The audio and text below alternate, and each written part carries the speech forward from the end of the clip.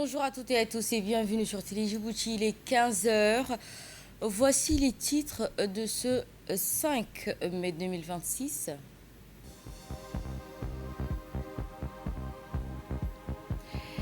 Suite aux tensions qui restent encore vives en mer du Golfe, notamment des zones stratégiques du détroit d'Ormuz, Djibouti a établi des stratégies. Ainsi continue la guerre dans le détroit d'Ormuz.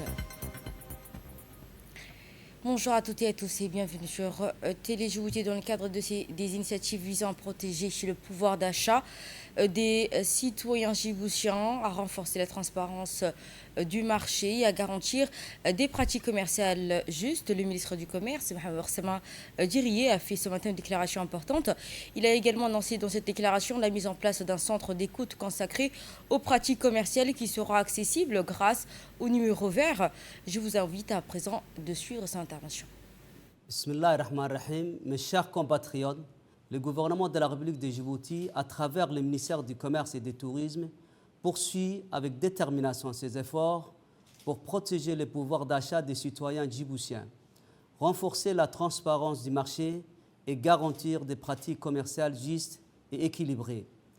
C'est dans cet esprit que nous lançons aujourd'hui le Centre national d'écoute des pratiques commerciales, un dispositif moderne, citoyen et innovant mis en place pour être à l'écoute permanente des consommateurs sur l'ensemble du territoire. Chaque citoyen pourra signaler toute pratique commerciale abusive ou irrégulière en appelant gratuitement le numéro vert national 2020.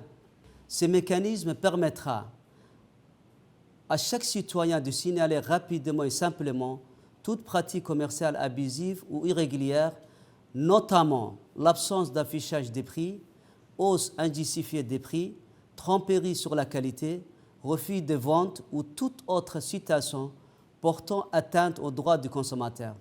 Ce projet s'inscrit pleinement dans la vision du président de la République, son Excellence M. Ismaël Omar Guelleh, qui place la protection du pouvoir d'achat et le bien-être du citoyen au cœur de l'action publique. Nous sommes également convaincus et persuadés qu'une utilisation maximale de cet outil d'alerte contribuera substantiellement à la bonne gestion de l'actuelle crise économique. Pour cela, les opérateurs du Centre national d'écoute des pratiques commerciales, hébergés par la Poste de Djibouti, sont disponibles tous les jours de 8h à minuit. Ils recevront instantanément vos appels et signalements, vous orienteront et transmettront vos doléances aux services compétents du ministère afin que nous puissions agir rapidement avec précision et efficacité sur le terrain. Notre objectif est clair, mieux écouter pour mieux agir. Les consommateurs djiboutiens doivent être entendus, respectés et protégés. Ce centre national d'écoute nous permettra également d'identifier en temps réel les tendances du marché, de détecter les dysfonctionnements et d'orienter plus efficacement le contrôle des services compétents du ministère du Commerce. Je tiens également à rassurer les commerçants honnêtes et respectueux de la réglementation que cette initiative valorise les pratiques commerciales saines et permettra de lutter contre la concurrence déloyale. Par contre, les spéculateurs seront sévèrement punis. En outre, le gouvernement, en collaboration avec nos commerçants responsables, a pris toutes les dispositions nécessaires pour garantir un approvisionnement régulier des produits alimentaires, notamment les produits de première nécessité, sur le marché national. Ensemble, nous voulons instaurer un climat de confiance entre consommateurs et commerçants, entre consommateurs, commerçants et administration. La paix sociale et la stabilité économique de notre nation passent par la solidarité nationale et un comportement responsable des opérateurs économiques et consommateurs. Je vous remercie. C'était donc la déclaration du ministre du Commerce. Place au magazine de cette édition qui sera consacré à deux secteurs stratégiques. Dans le secteur énergétique, Djibouti poursuit une transformation ambitieuse amorcée avec l'interconnexion historique en Éthiopie en 2011 et renforcer la mise en service du parc éolien de Gobet en 2024. Le pays affiche donc désormais une trajectoire claire, tendre vers l'autosuffisance et atteindre 100% d'énergie renouvelable. L'autre point clé de ce MAG sur le front de logement, les avancées sont également significatives. Plus de 3000 logements sociaux déjà livrés, plusieurs milliers de parcelles de viabilité et la création de la fondation IOG Droit au logement, dédiée donc à l'accompagnement des plus vulnérables. Deux piliers essentiels qui traduisent ainsi une même ambition. Écoutons ce MAG.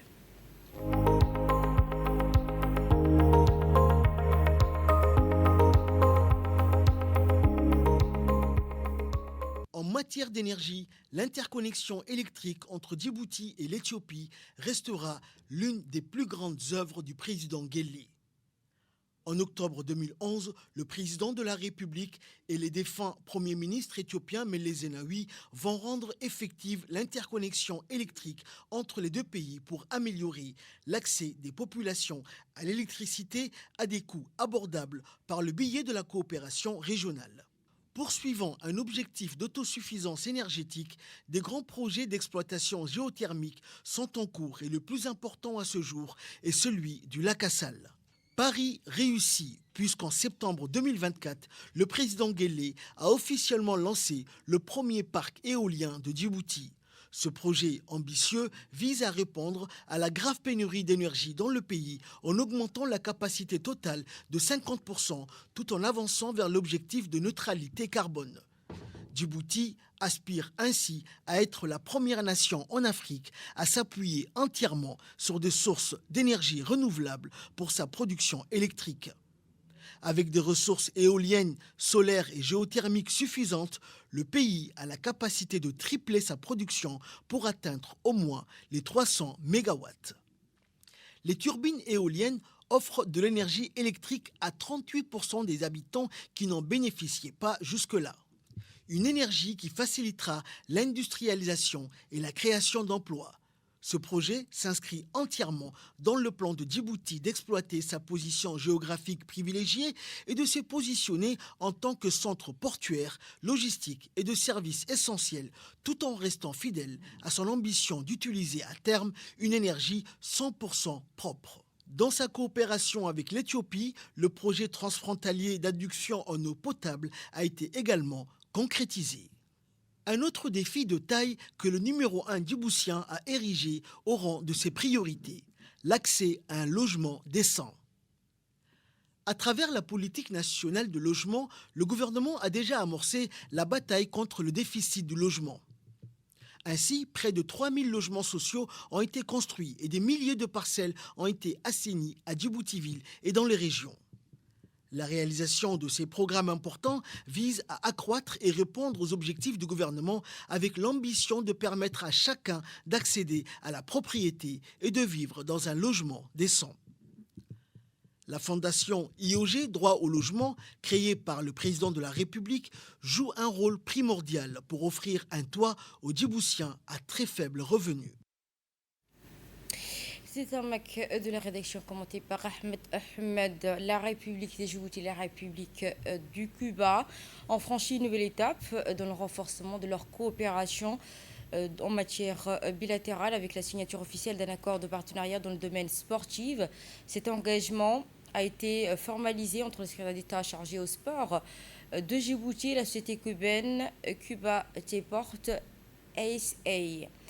En présence de hautes autorités des deux pays. Cette cérémonie empreinte de solennité s'est tenue en présence de Hassan Mohamed Kabil, le secrétaire d'État chargé au sport, et de Marcelo Caballero Torres, ambassadeur de la République du Cuba à Djibouti. Plusieurs responsables du secteur sportif national ont également pris part à cette journée de signature. Cet accord porte sur la mise en œuvre des prestations de services professionnels et sportifs et s'inscrit dans une dynamique de coopération structurée visant à renforcer durablement la capacité du secteur sportif djiboutien.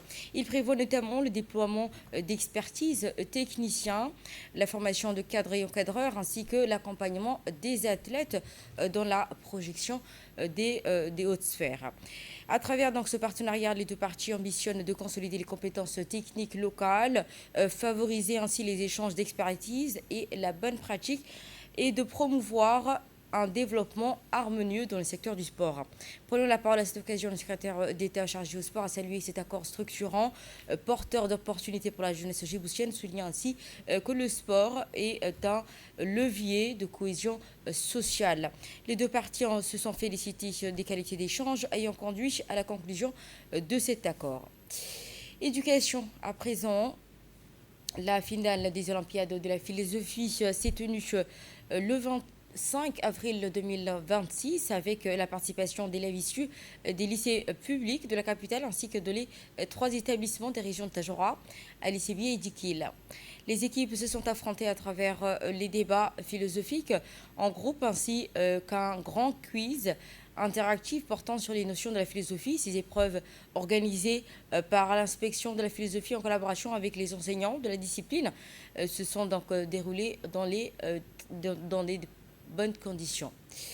Les lauréats seront récompensés lors d'une cérémonie nationale de remise des prix qui sera organisée en coordination avec le ministère de l'Éducation nationale et de la formation professionnelle.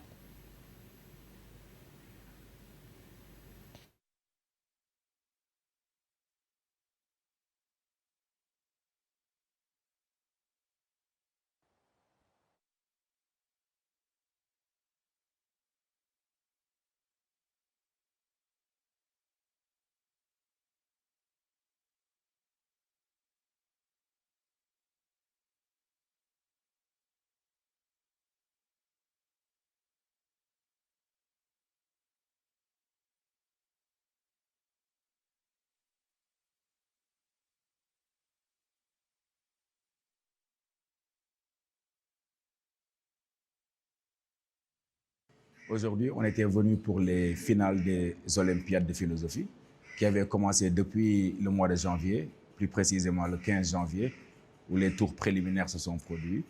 Et aujourd'hui, on était venu pour pouvoir faire les finales qui vont commencer. La finale même, ce sera pour quelques instants. Et Inch'Allah, à la fin, les lauréats vont être vraiment primés au mois de juin, Inch'Allah. Donc c'était une journée pour la philosophie et pour l'éducation en général. Nous vous remercions. Et dans le cadre de la réforme du système éducatif et de renforcement de la qualité des enseignements, le ministère de l'Éducation nationale et de la formation professionnelle, en partenariat avec l'UNESCO, a organisé du 3 au 18 mai aux EFN une formation dédiée à la mise en place d'un pool national de formateurs référents en histoire générale de l'Afrique. Cette initiative qui s'inscrit dans la continuité de l'atelier stratégique de février 2026 qui a permis d'établir un diagnostic sur l'intégration de l'histoire du continent africain et de définir une feuille de route ambitieuse autour du curriculum de formation et de sensibilisation. Elle marque ainsi une étape clé dans la mise en œuvre, notamment en matière de pilotage pédagogique et formation. L'objectif étant de structurer des expertises nationales durables et de renforcer les compétences scientifiques et didactiques des cadres éducatifs et d'assurer l'intégration progressive et effective du HGA dans l'enseignement et de mettre en place un dispositif de formation continue à cascade. Les travaux portent sur l'élaboration d'un cadre de circulaire, l'intégration du HGA, ainsi que dans les outils d'inspection, la conception des séquences pédagogiques et la structuration du programme de formation continue. Cette formation a réuni chez les principaux acteurs du système éducatif, inspecteurs et conseillers pédagogiques de hygiène, notamment des formateurs du CFN, des concepteurs du CRIPEN. Cette approche transversale garantit une cohérence dans l'action et appropriation collective des enjeux. Au-delà de ces objectifs opérationnels, cette formation vise à revaloriser les savoirs africains et renforcer dans le même élan le sentiment d'appartenance et promouvoir une lecture critique de l'histoire et contribuer à une souveraineté cognitive et indispensable. En dotant donc le pays d'un pool de formateurs qualifiés, le MEMFOB entend impulser une transformation durable des pratiques pédagogiques. Et les participants seront appelés à accompagner les enseignants et à diffuser les acquis sur l'ensemble du territoire. Cette initiative qui marque ainsi le passage d'une phase opérationnelle d'une réforme réformes structurantes placent l'histoire générale de l'Afrique au cœur de l'enseignement. Je vous propose à présent de suivre l'intervention de la secrétaire de l'UNESCO, le secrétaire de l'UNESCO, Mohamed Yahya. Bien sûr, je ne manquerai pas de féliciter l'inspection d'histoire-géographie qui, depuis qu'on a abordé ce sujet avec elle, a fait des avancées énormes. Le travail abattu en quelques semaines, en quelques mois, est un travail colossal. Un travail non seulement dans les bureaux où l'équipe a analysé tous les outils didactiques et pédagogiques, mais aussi un travail sur le terrain qui nous a permis aujourd'hui d'avoir un rapport très détaillé, très intéressant. Un travail de diagnostic a été fait par l'équipe et bien sûr c'est ce qui nous a permis un certain nombre de choses, parmi lesquelles je vais citer la formulation d'une demande de formation par les enseignants et les équipes d'encadrement. Après cela, Djibouti a formulé une requête auprès de l'UNESCO et a demandé à ce que les équipes soient accompagnées, d'où la venue aujourd'hui et l'accompagnement de M. Ibrahima. Et justement, ce travail sur l'histoire générale d'Afrique arrive au bon moment, parce que les orientations, les réflexions qui vont être menées ici vont être intégrées dans le nouveau programme du secondaire dans 3 disciplines fondamentales, qui sont la philosophie et le français. C'est donc le secrétaire auprès de l'UNESCO, Mohamed Moussa Yabé, qui est intervenu sur ce sujet. Direction la ville de l'Unité dans le cadre du projet de protection sociale d'urgence en réponse aux crises alimentaires mis en œuvre par le ministère des Affaires sociales et des Solidarités avec le soutien de la Banque mondiale. Les jeunes de la région de Dikil ont célébré ici la fin de leur parcours de formation. Cette cérémonie officielle de remise de certificats organisée par la DDS en partenariat avec le MEMFAB a réuni les autorités locales, responsables éducatifs et élus de parents. Ainsi, au total, plus de 70 jeunes ont été certifiés dans des filières porteuses telles que l'électricité, la mécanique et la conduite, 2 chariots élévateurs, le froid et ainsi que la climatisation, ainsi que des permis de conduire. Les autorités ont salué l'engagement des bénéficiaires et soulignant l'importance de cette formation pour renforcer leur employabilité et favoriser leur insertion durable. Cette initiative qui illustre l'engagement de la DDS et ses partenariats en faveur du développement du capital humain et de l'autonomisation des jeunes au service du progrès socio-économique de leur région principalement.